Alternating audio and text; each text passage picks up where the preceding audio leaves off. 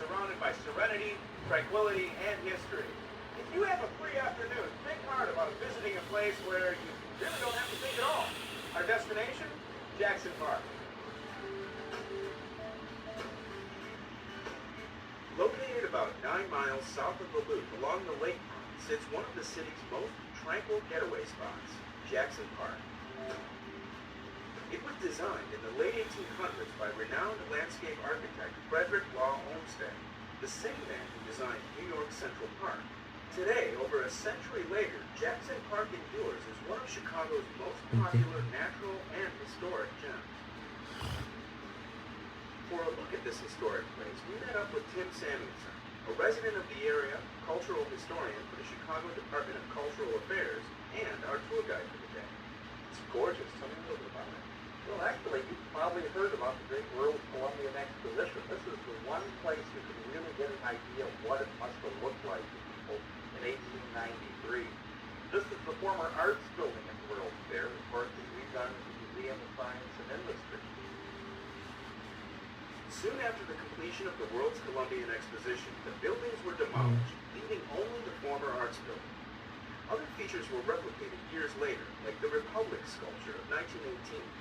But a recent tale has sparked imaginations about the fair and its majestic location. When people come to Chicago and they want me to take them around, they always say, take me to the site of the World's Fair, because there is the novel, The Devil in the White City, that everybody's read. And part of the story tells about architect Daniel Burnham having the challenge to build this huge World's Fair almost virtually overnight. And so it takes place here. It mentions the buildings and the site. So people come to town, they want to see where it happened. For fans of nature, you'll find 253 reasons to come to Jackson Park.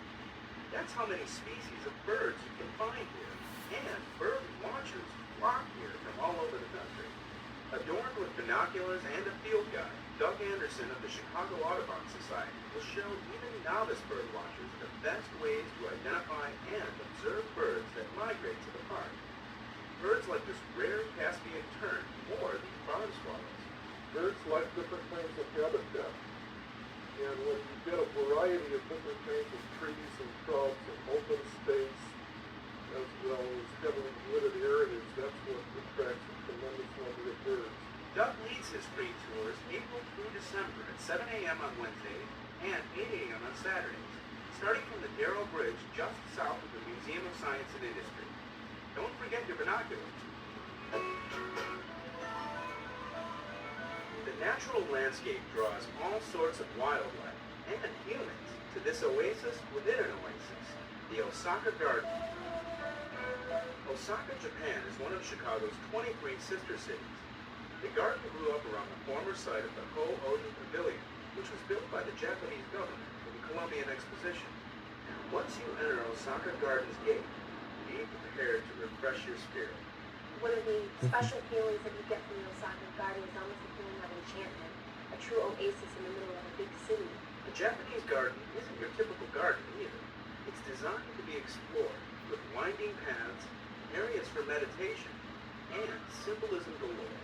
There's a wonderful arched bridge that you are supposed to zigzag over so that perhaps if there are evil spirits following you, they don't make the zigzag and you would escape from the evil spirit. So it really wondrous things. The park and Osaka Garden are open to explore daily from dawn until dusk.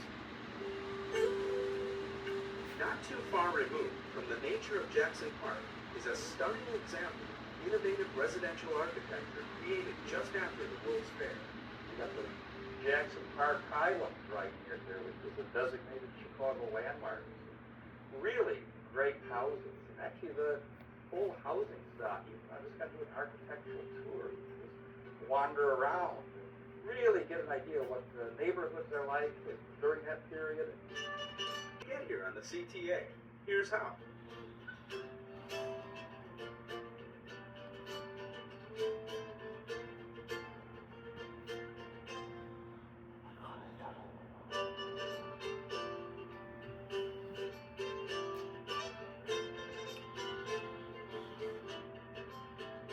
So the next time you want to get away, consider exploring the nature and history right here in the city, in Jackson Park. I don't know of another place in the city or another park where you really can kind of get yourself lost. That's the best part of it. Really kind of get away from it all, and you're not going very far away from downtown.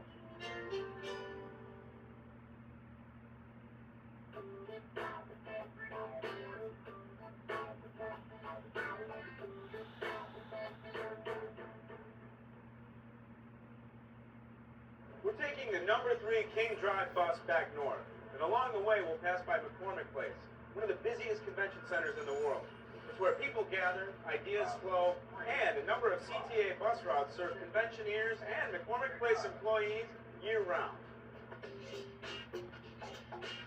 The All Candy Expo is just one of the many treats found at McCormick Place.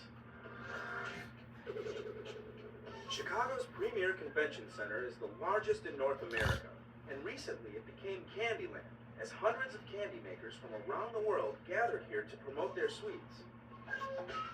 Of course, the Candy Expo is just one of many shows held at McCormick Place, along with other big events like the restaurant show, the dog show, and of course, the Chicago Auto Show. The auto show is our biggest consumer show. They come here every year. We have close to 1 million people in attendance for that show, so it's obviously our most popular show. The idea of McCormick Place was first conceived in the 1940s by the former owner of the Chicago Tribune, Colonel Robert R. McCormick.